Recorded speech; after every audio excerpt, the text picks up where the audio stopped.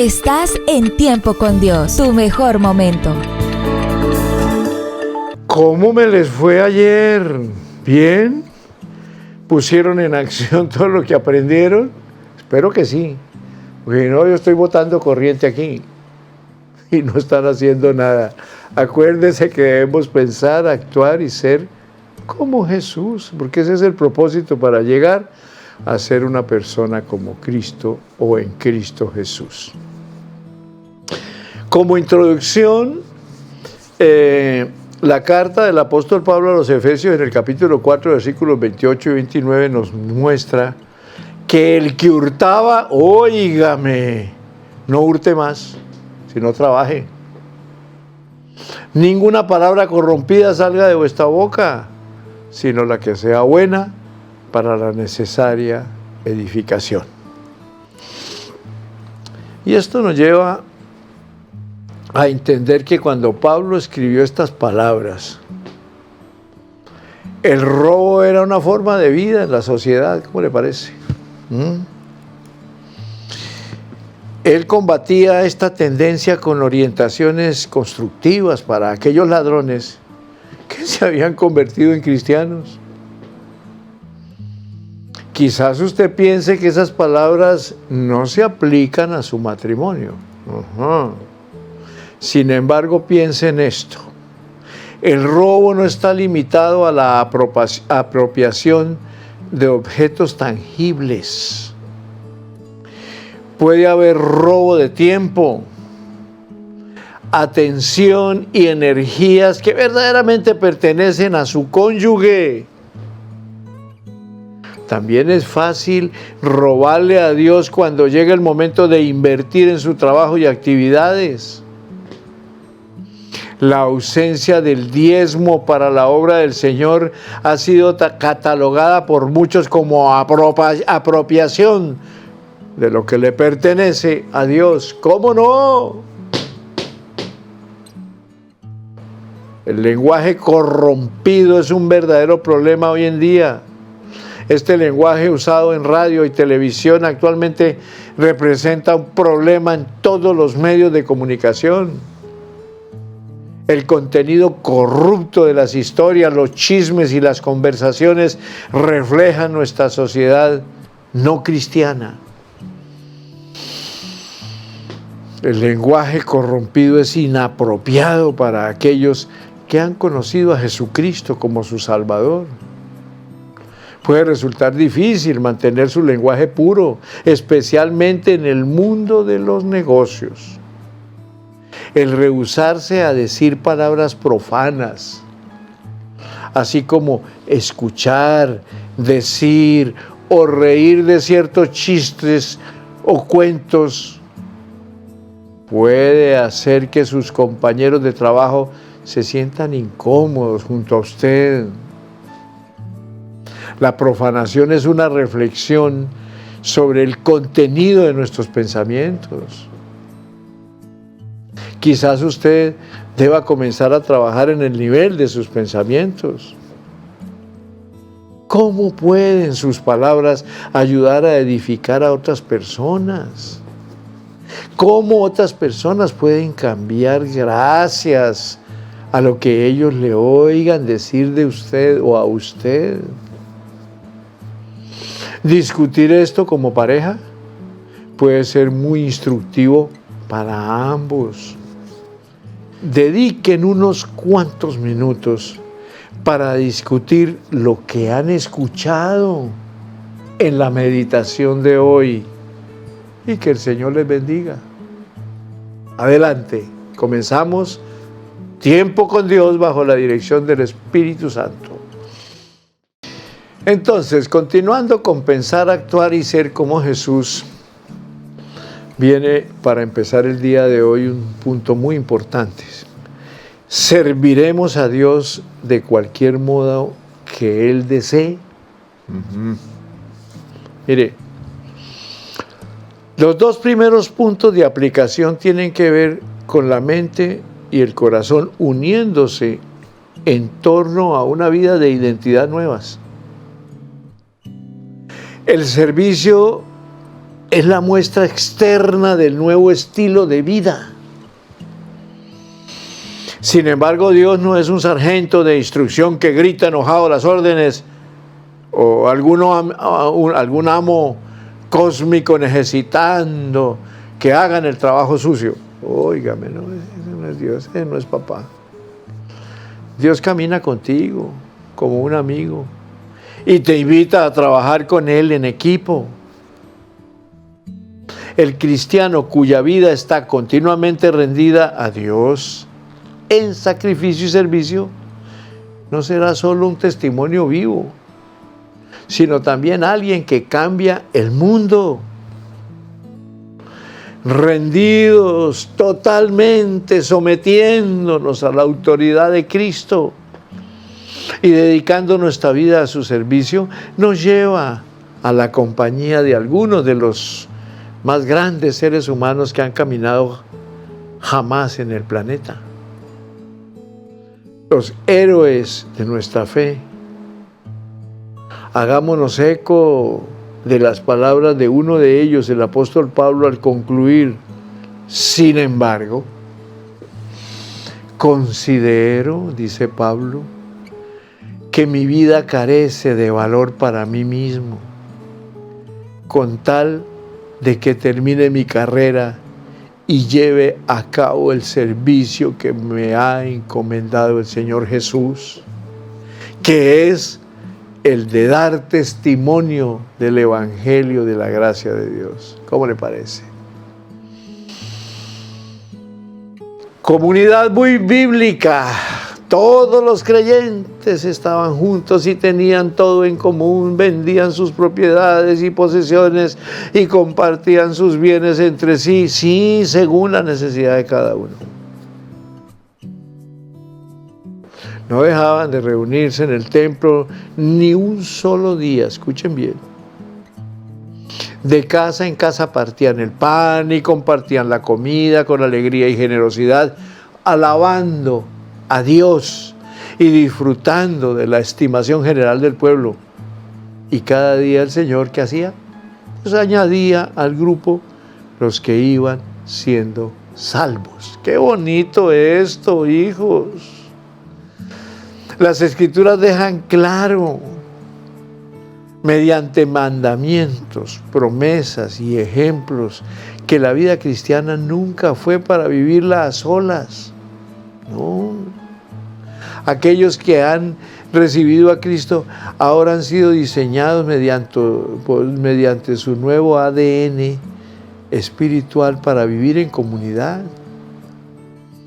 Debemos tener un grupo de creyentes que caminen a nuestro lado, todos dirigidos en la misma dirección, hacia el Padre eterno.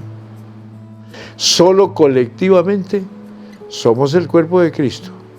Nos necesitamos unos a otros para ayudarnos a ser como Jesús y moldear coherentemente su vida. Estás en Tiempo con Dios, tu mejor momento. En este segundo segmento resulta una pregunta clave. ¿Cómo desarrollo relaciones sanas con otros? En Génesis 1 y otros pasajes de las Sagradas Escrituras, vemos que la Trinidad es en sí misma una comunidad. 3 personas, Padre, Hijo y Espíritu Santo, que son tan intensas y completas en su unidad que constituyen una sola esencia. Y nosotros hemos sido creados a su imagen para experimentar esa misma comunidad. Separados en identidad, uno en unidad. El apóstol Pablo nos recuerda nuestro vínculo común de esta manera, Efesios 4, 4 al 6. Hay un solo cuerpo y un solo espíritu, así como también fueron llamados a una sola esperanza.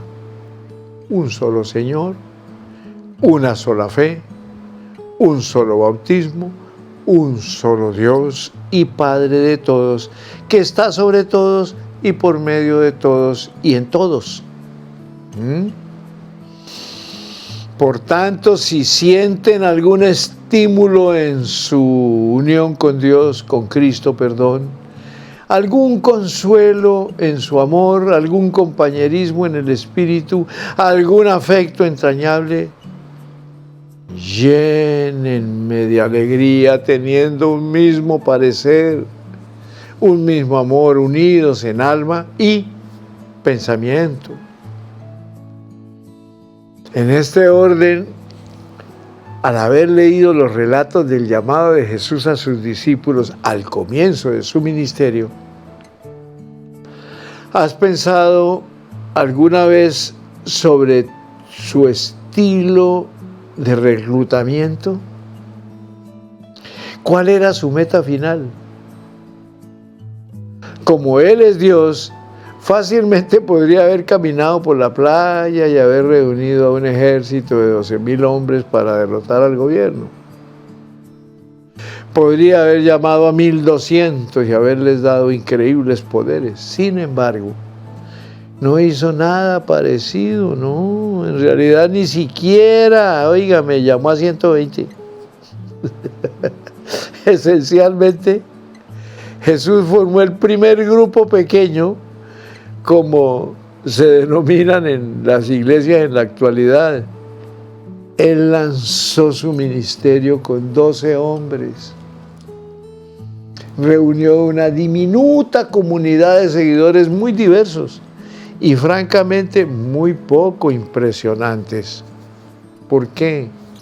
Porque Jesús no estaba planeando un golpe de Estado, ni formando una secta. En cambio, estaba edificando una comunidad. Él no llamó a los que escogió basándose en un currículum subconsciente intelectual o su fuerza, no. El hecho de que su grupo pequeño original formara la iglesia que sigue con vida hoy en día muestra que escogió sabiamente cuando preparó a un cuerpo de creyentes para llevar a cabo su obra, la cual se propagó por todo el mundo, conocido después de su ascensión a los cielos. Ese era el propósito del Señor Jesús. Veamos ahora en este segmento lo que es la idea clave. ¿Tengo comunión con otros cristianos para llevar a cabo los propósitos de Dios en mi vida, en las vidas de los demás y en el mundo? Miren, mis amados, el libro de Hechos de los Apóstoles contiene un pasaje que muestra de manera hermosa el sencillo poder de la comunidad a la cual somos llamados, a la vez que destaca el compromiso crítico que debemos hacer como individuos. Y dice la palabra: había en Jope una discípula llamada Tabita, que traducido es Dorcas. Esta se esmeraba en hacer buenas obras y en ayudar a los pobres. Y sucedió que en esos días cayó enferma y murió. Óigame. Pusieron el cadáver, después de lavarlo, en un cuarto de la planta alta. Y como Lidia estaba cerca de Jope, los discípulos, al enterarse de que Pedro se encontraba en Lida, enviaron a 2 hombres a rogarle: por favor, venga usted a Jope enseguida. Sin demora, Pedro fue con ellos y cuando llegó lo llevaron al cuarto de arriba. Todas las viudas se presentaron llorando y mostrándole las túnicas y otros vestidos de Dorcas. o que Dorcas había hecho cuando aún estaba con ellas. Pedro hizo que todos salieran del cuarto. Luego se puso de rodillas y oró, volviéndose hacia la muerta y dijo: Tabita, levántate. Ella abrió los ojos y al ver a Pedro se incorporó. Él, tomándola de la mano, la levantó. Luego llamó a los creyentes y a las viudas, a quienes la presentó viva. Óigame. La noticia se difundió por todo Jope y muchos creyeron en el Señor Jesús.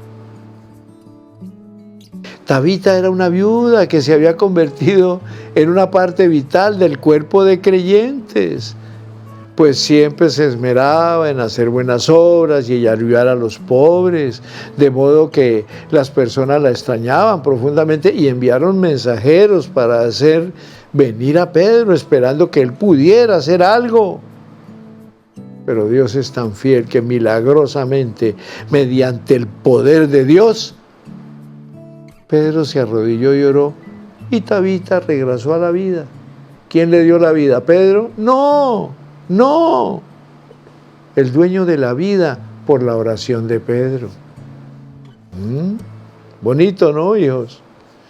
Es importante notar que el grado hasta el cual Tabita había entregado su vida a la comunidad bíblica fue al final la motivación misma de Pedro para extender su vida. Ella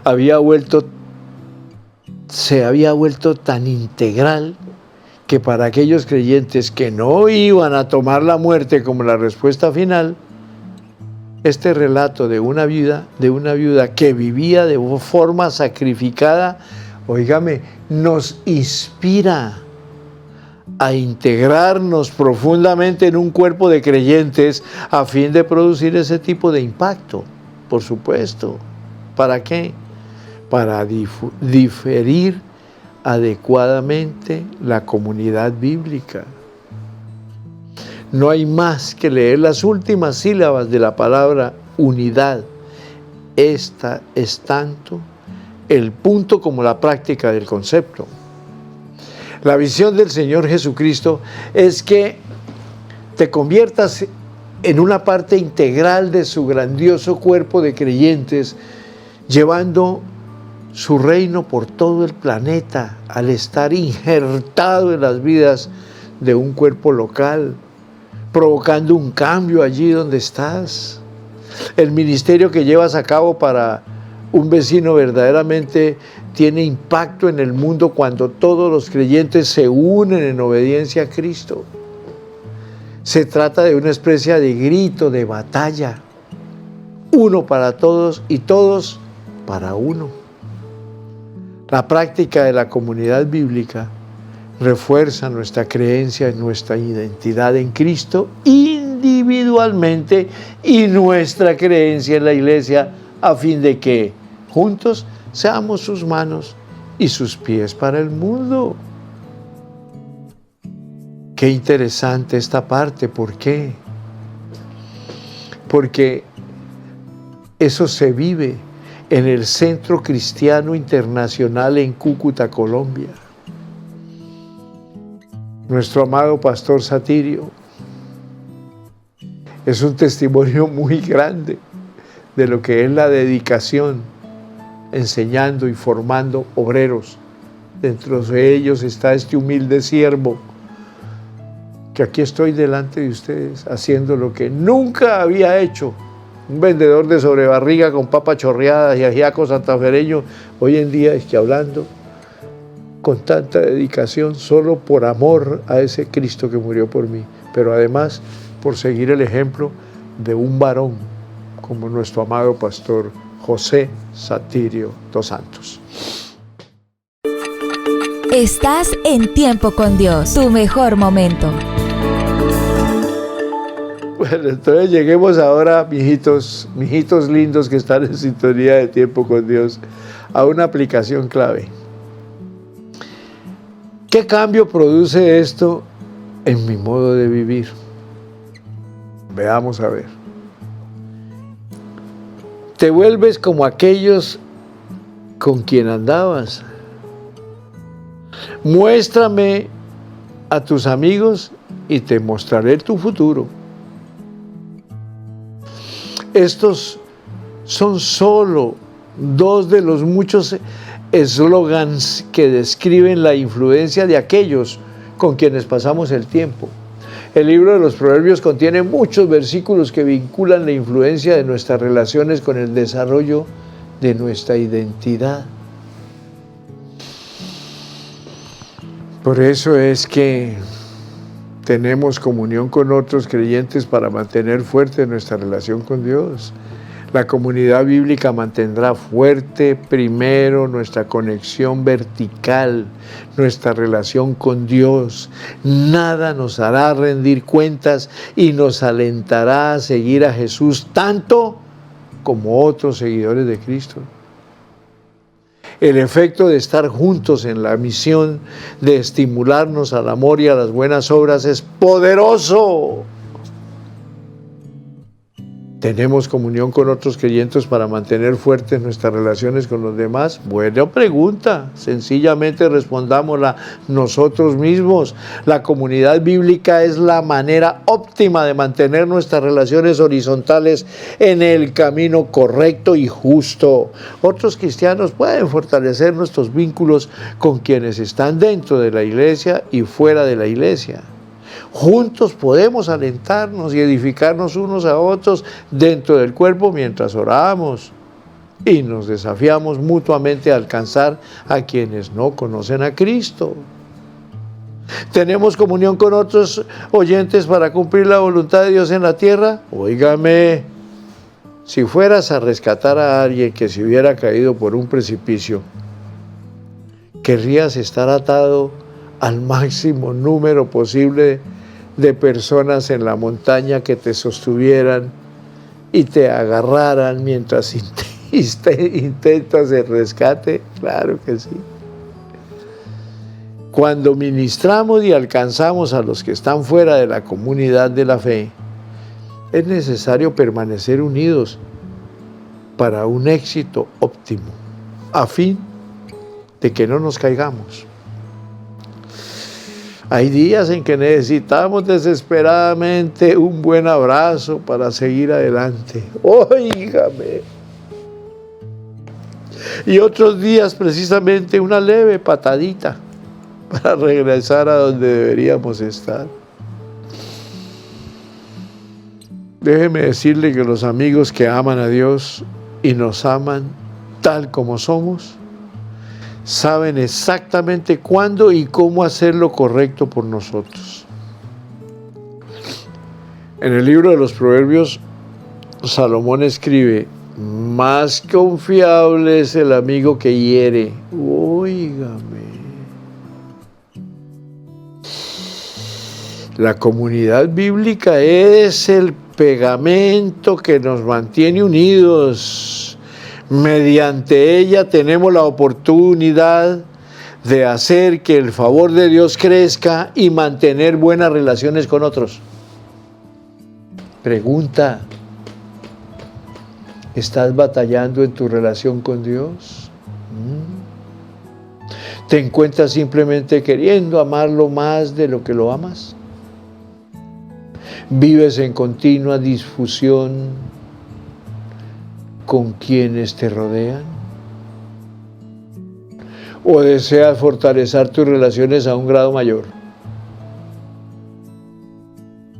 Conectarte con tus hermanos y hermanas en Cristo, someterte junto con ellos y caminar a su lado, puedes situarte, óigame bien, en el camino correcto, a la vez que te mantiene en el rumbo hacia la verdad de Dios y su perfecta voluntad. Entonces aquí surge una pregunta clave. ¿Qué dones y capacidades me ha dado Dios para servir a otros. ¿Cómo podemos entonces conocer nuestros dones? Permítame darte un escenario para considerar. Imagina que vas conduciendo por la autopista. Delante de tu vehículo va una camioneta con una familia de 5 en el interior. En la parte trasera de la camioneta hay varias jaulas llenas de gallinas. La camioneta de repente comienza a dar bandazos fuera de control, se sale de la carretera, se mete en la cuneta y se revuelca. Las jaulas salen volando de la parte trasera y se abren de modo que las gallinas quedan libres. Tú y también otras personas inmediatamente se detienen a un lado para ayudar. Ahora bien, quiero que pienses en tu primera respuesta y la actividad en la que sería más probable para participar cuando te detienes a ayudar en esta escena. ¿Eres la persona que de inmediato toma la iniciativa? Les anuncias a todos, tengo esto controlado. Tan solo déjenmelo a mí y escuchen. Y comienzas a delegar responsabilidades y a dar órdenes mientras los que están allí pasan a la acción. ¿Eres una persona que comenzaría a organizar y supervisar los detalles? Después de escuchar las líderes del líder, empiezas a implementar el plan. Divides a la gente en grupos y distribuyes los equipos, alguien para dirigir el tráfico, los que ayudarán a las víctimas y a aquellos que intentarán atrapar a las gallinas. ¿Cómo no? Luego te asegura de que esos grupos tengan las herramientas necesarias para realizar el trabajo. Pregunta: ¿eres la persona que se enfocaría por completo en las necesidades de la gente? ¿Te olvidas de la camioneta? ¿Las gallinas pueden esperar? ¿Vas directamente a las 5 personas en el vehículo para ofrecerles ayuda? ¿Las tranquilizas y te ocupas de ellas hasta que lleguen los paramédicos? Un sentimiento de misericordia por las víctimas es tu enfoque principal, ¿cómo no? Eres la persona que rápidamente se da cuenta de que ese esfuerzo llevará algún fin, algún tiempo. El equipo de rescate va a necesitar comida y ayuda, así que vas a buscar algunas provisiones. Tu necesidad de ser generoso con los que están sacrificando tiempo y energía te llama al servicio, ¿cómo no? Eres la persona que comenzaría a preguntarles a los involucrados en el accidente lo que cada uno podía aprender de esa desafortunada situación. ¿Qué se podría haber hecho para evitar la pérdida del control? ¿Cómo se puede evitar eso en el futuro? ¿Qué pasos debería dar el departamento de autopistas para evitar otro accidente en esa ubicación? ¿Desea reunir la información para enseñarles a otros cómo evitar tal accidente el día de mañana? Todas estas son preguntas muy necesarias meditar. ¿Eres la persona que simplemente se acerca y pregunta si puedes ayudar, que pide que la pongan a trabajar y hace todo lo que sea necesario? Así que te quedas y haces el trabajo sucio hasta que las víctimas hayan sido llevadas al hospital y cada una de las gallinas estén otra vez en su jaula. Antes de irte, Incluso limpia los restos del accidente después de que la grúa se haya llevado el vehículo. Ves los diferentes dones utilizados y las acciones emprendidas por personas que se encuentran todas ante el mismo problema. El plan en el que te veas a ti mismo en esta situación puede indicar mucho acerca del don espiritual que Dios te ha dado. Como en el caso de los otros que están en la escena hipotética del accidente, tu don no ha sido dado para tu propio beneficio personal, sino más bien para ser utilizado a fin de servir de común acuerdo con otros miembros del cuerpo de Cristo.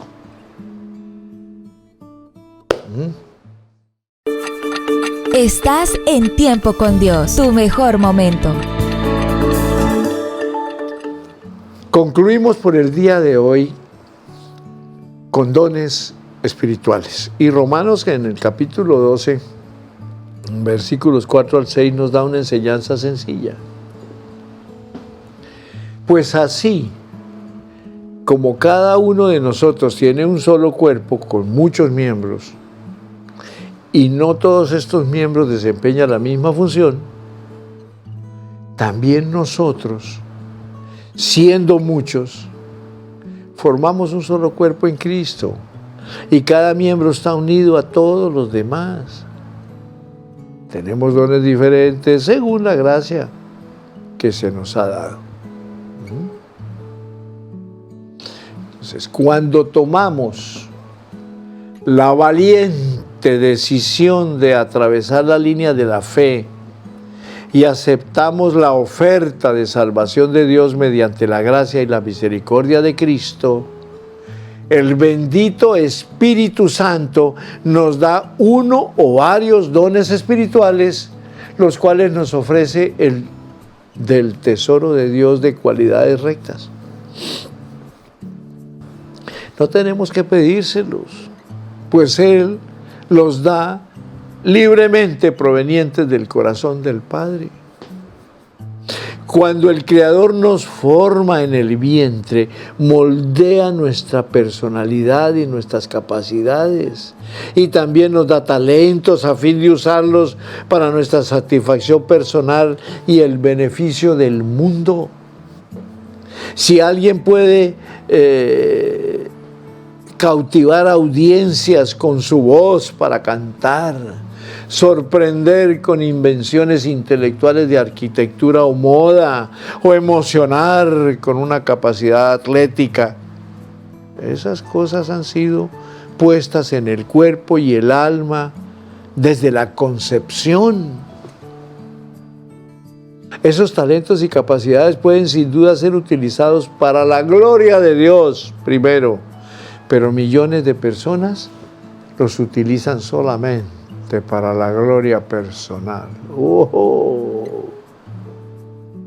Cuando alguien se convierte en cristiano, Dios le da un nuevo propósito a los talentos innatos con los que Él creó a esa persona al nacer, de modo que sean utilizadas para cumplir sus propósitos mediante su iglesia. Sin embargo, oígame pues, también es cierto que Dios deposita un don o dones espirituales a una persona cuando el Espíritu, oígame pues, Santo, hace residencia en él o ella. Esos dones, junto con la singularidad de su personalidad y los talentos recibidos al nacer, son utilizados para un propósito elevado y, por supuesto, eterno. Gloria a Dios, gloria a Dios, gloria a Dios. Qué grato haber concluido por el día de hoy esta charla maravillosa que la he tomado de un material hermosísimo. Hacer, pensar y desde luego vivir para Jesús. Mire, no hay cosa más linda. Vuelvo a repetirle lo que le dije el día de ayer. Mi vida estaba consagrada ¿a qué? A la venta de alimentos típicos de la comida colombiana. ¿Cómo no? Y no era mala, era muy buena. En los años 80 fue el restaurante Élite. Se cae el Bolívar en Venezuela, año 83. Se vino al pique Cúcuta. El Señor me sacó de Cúcuta, me llevó a Bogotá. Allá mi amada esposa Amparito, que está en la presencia de Dios y en su descanso eterno, conoció a Cristo, empezó a quebrar esos esquemas religiosos de este siervo, de este varón en aquella época. Y desde el año 85, este hombre nació para Cristo. Y aquí estoy, sirviéndole.